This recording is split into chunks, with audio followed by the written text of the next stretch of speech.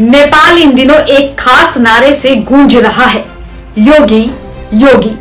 चाहे social media हो, राजनीतिक चर्चाएं हो या आम जनता की बातचीत, हर जगह यह नारा सुनाई दे रहा है। लेकिन सवाल ये उठता है कि नेपाल में योगी योगी के नारे क्यों गूंज रहे हैं। आइए इस पूरे घटनाक्रम को विस्तार से समझते हैं।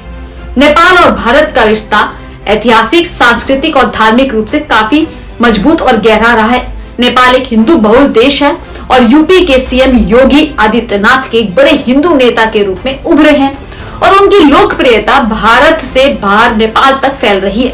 नेपाल में भी हिंदू राष्ट्र की मांग तेज हो रही है और योगी आदित्यनाथ को इस विचारधारा के समर्थक के रूप में देखा जा रहा है। यही कारण है कि नेपाल में योगी योगी के नारे सुनाई दे रहे हैं। आपको बता दें कि नेपाल कभी एक हिंदू राष्ट्र था, लेकिन 2008 में इसे धर्मनिरपेक्ष राष्ट्र घोषित कर दिया गया। इसके बाद से कई संगठनों और राजनीतिक दलों ने फिर से नेपाल को हिंदू राष्ट्र घोषित करने की मांग उठाई है। योगी को हिंदुत्व का बड़ा चेहरा माना जाता है और नेपाल में जो लोग हिंदू राष्ट्र की मांग कर रहे हैं वे योगी को एक प्रेरणा स्रोत मानते हैं। नेपाल में कई हिंदू संगठन लगातार हिंदू राष्ट्र की बहाली की मांग कर रहे हैं। नेपाल में कुछ लोग फिर से राजशाही की वापसी चाहते हैं क्योंकि वे इसे हिंदू पहचान से जोड़ते हैं। भारत के नेताओं, खासकर योगी जैसे नेताओं की विचारधारा का प्रभाव नेपाल में देखने को मिलता है। नेपाल में योगी की छवि मजबूत होने का कारण योगी आदित्यनाथ केवल एक मुख्यमंत्री ही नहीं बल्कि एक धार्मिक और राजनीतिक प्रभावशाली व्यक्ति भी है। उनका गोरखनाथ मठ से गहरा संबंध है। गोरखनाथ मठ की नेपाल में एक खास पहचान है।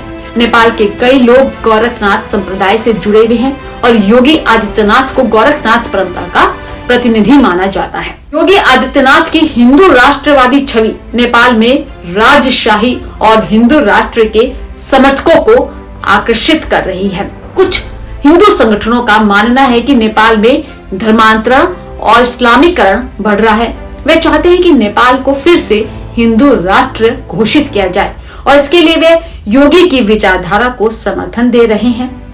नेपाल में योगी योगी के नारे सिर्फ एक धार्मिक भावनात्मक लहर नहीं है बल्कि इसका नेपाल की राजनीति पर भी प्रभाव पड़ सकता है। कुछ लोग चाहते हैं कि नेपाल में फिर से राजशाही लौटे और इसे हिंदू राष्ट्र घोषित किया जाए। नेपाल के कुछ राजनीतिक दलों को अब इस मुद्दे पर खुलकर अपनी राय रखनी पड़ रही है। नेपाल में अगर हिंदू राष्ट्र की मांग तेज होती है तो यह भारत नेपाल संबंधों को भी प्रभावित कर सकता है। अब सवाल ये उठता है कि क्या नेपाल में हिंदू राष्ट्र बनने की संभावना है। नेपाल में हिंदू राष्ट्र की मांग लगातार बढ़ रही है, लेकिन इसे हकीकत में बदलना आसान नहीं है। नेपाल का संविधान धर्मनिरपेक्षता को मान्यता देता है और इसे बदलने के लिए बड़ा राजनीतिक समर्थन चाहिए। नेपाल के प्रमुख राजनीतिक दल अभी तक इस मांग का खुला समर्थन नहीं कर रहे हैं। नेपाल को एक धर्मनिरपेक्ष राष्ट्र बनाए रखने के लिए अंतर्राष्ट्रीय समुदाय से भी दबाव है। हालांकि जनता के बीच हिंदू राष्ट्र की भावना मजबूत हो रही है और अगर यह लहर और तेज होती है तो नेपाल की राजनीति में बड़ा बदलाव आ सकता है। आने वाले समय में यह देखना दिलचस्प होगा कि क्या यह नारे सिर्फ भावनात्मक समर्थन तक सीमित रहते हैं या फिर नेपाल की राजनीति और संविधान में कोई बड़ा बदलाव लाने में सफल हो पाते हैं। आपकी क्या राय है?